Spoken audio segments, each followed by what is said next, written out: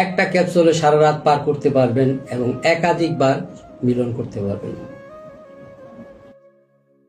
আসসালামু আলাইকুম, নিয়ে এসেছি নাইট কিং। বর্তমান সময়ে যৌন রোগের যত মেডিসিন আছে সর্ব মেডিসিনের বাবা নাইট কিং ক্যাপসুল। বিশেষ মুহূর্তে যৌন শিথিলতাকে দূর করে আপনাকে পরিপূর্ণ যৌন কাজে উদ্বুদ্ধ করবে নাইট কিং ক্যাপসুল।